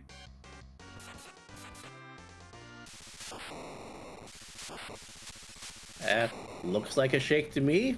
GG's to Sorbius. Well done finishing with a time of, with the official time here in just a moment. Yeah, absolutely. GG's to Sorbius. Looks like official time's probably going to be around, I would say around 1:45-1:30-ish. But yeah, we'll get official times momentarily. We'll attach an asterisk to that because he did take us through Cave Magnus and getting the harp music just for us. So, yeah, attach a little asterisk to that. Oh yeah, absolutely. It was 1:45 in the interest of the people. So it was time well spent. Yes. So definitely GG's the Sorbius. And with that, Soleras will take that 1-0 lead going to the second match of their best of 3, which will happen tomorrow. We wish them both the best of luck. Sorbius has declined an interview, which is just fine. That's his prerogative. And we thank him for being restreamed and giving us a great race. And we wish him best of luck in the future. Absolutely. Yeah, it has been a great match. We want to thank all of y'all who are here on Free Enterprise for joining us in the late hours of the night, or if you're on Eastern time, good morning, I guess. But thank you all for joining us. And first of all, of course, thank you to the runners, to Soleras and Sorbius, for allowing us to restream them and for entertaining us very well this evening. And thank you also to everybody on the stream team tonight, to Bahamut doing the restream for the first time and doing a great job. And hopefully it has been a great learning experience. To Lamia Harp for tracking and doing a fantastic job at that as well. And to Twisted Flax for joining me in commentary and letting me yak a whole bunch. Well, if I didn't let you yak a whole bunch, that means I would have to yak a lot more, and my voice is already starting to give out a little. Yeah, understandable. Mine was a little bit too, so apologies to y'all for that. But I will say one more thing, I think, before I essentially shut up for the end, and that was before this race started tonight. Scala Kitty, wonderful, lovely, recovering Scala Kitty, so hopefully feel better, heal quickly. Scala came in and informed us that one of the main reasons that we were all together tonight was she specifically put together us as a team of folks who hadn't really been able to do a whole lot to help out with the ZZ4. And so she wanted to make sure that we all got a chance to help out. So definitely thank you to Scala Kitty for that. I had a lot of fun, and I hope all of y'all did too. I did as well. Thank you very much, Carrot, and thanks to everyone else behind the scenes. We're going to send you over to the Blue Wizard. Give him all of our love and support. And thanks all for watching. We will catch you very shortly, hopefully. Yep. Have a good night, y'all.